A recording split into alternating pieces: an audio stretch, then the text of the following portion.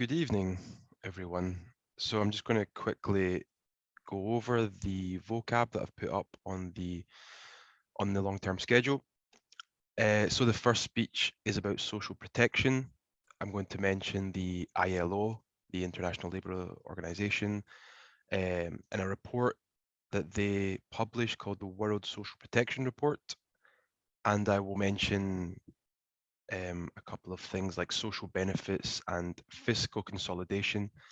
But this speech is really for those of you who love figures. And I will begin. Just going to put on my stopwatch. Okay. Dear colleagues, what happens if you get ill and can't go to work? What happens if you decide to have a baby, or what happens if you lose your job? Well, this question depends greatly on where you live and, more specifically, on the levels of social protection offered by the state.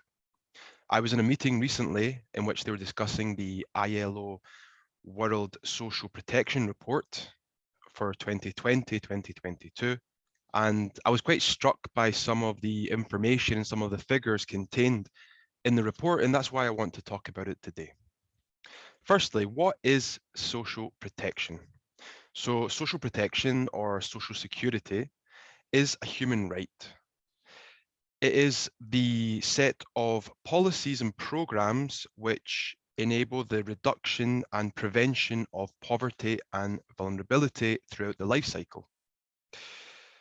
Social protection includes access to healthcare and also includes income security, most especially during old age.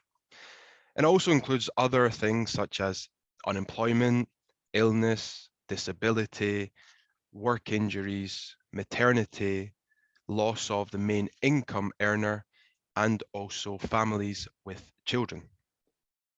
So as I said, the right to social protection is a human right, which is enshrined in the international human rights instruments, such as the UN Charter of Human Rights or the European Pillar of Social Rights.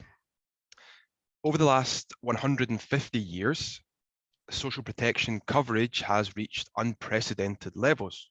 And in fact, during the COVID-19 pandemic, the role of social protection was highlighted for everyone to see as governments sought to protect the health and livelihoods of their populations. Unfortunately, however, the pandemic also laid bare and actually worsened the social protection gap between high income and low income countries throughout the world. Now, despite the significant expansion in social protection coverage during the crisis, more than 4 billion people have zero social protection coverage. According to the Secretary General of the ILO, we're currently at a pivotal moment in which we must harness the response to the pandemic in order to create a new generation of rights-based social protection systems. And this is important also for any future crises, and especially ones of world proportions like COVID-19, because governments and states cannot be caught flat-footed like many of them were at the start of the COVID-19 pandemic. Social protection coverage is key if we want to be resilient and prepared for these unavoidable crises in the future. So what are these gaps that we're talking about? Currently, only 47% of people in the world have effective social protection. And that means that they have, or they are entitled to at least one social protection benefit. That means that there are about 4.1 billion people in the world who have no form of income security. Now, there are also significant inequalities, significant differences between regions.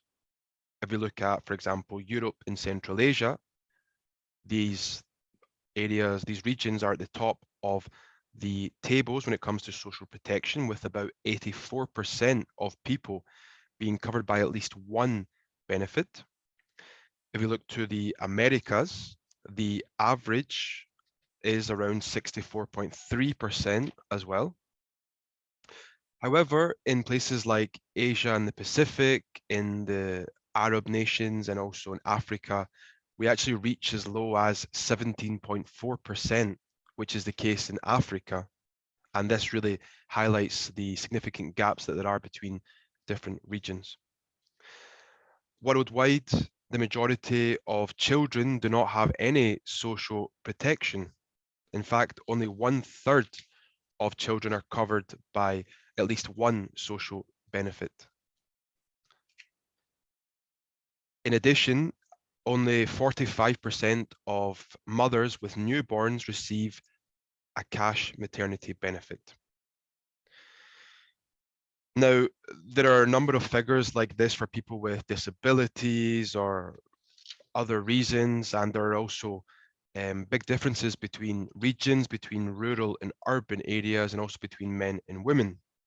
But let's get to how we can bridge these gaps. Like everything in life, it is a matter of investment. And currently, government expenditure on social protection varies quite greatly. The average investment in social protection is about 12.8% of GDP, excluding healthcare. But that can go to as low as 1.1% in the lowest income countries throughout the world. And it seems as well that the additional expenditure required to cover social protection, or at least basic social protection for everyone, has actually increased by about 30% during the crisis.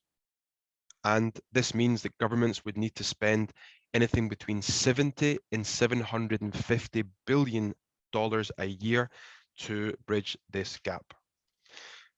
Now, after the crisis of the pandemic, governments might be tempted to move towards fiscal consolidation, but we saw the damage that austerity policies did during and after the 2008 financial and economic crisis. Therefore, we must not fall into that trap. Social protection is a key tool that can be used to create wide-ranging social and economic benefits for all countries. But much like the World Health Organization's mantra during the COVID-19 pandemic, no one is safe until we are all safe. Therefore, we can only truly reap the benefits of social protection coverage if that coverage goes beyond borders and benefits us all. Thank you.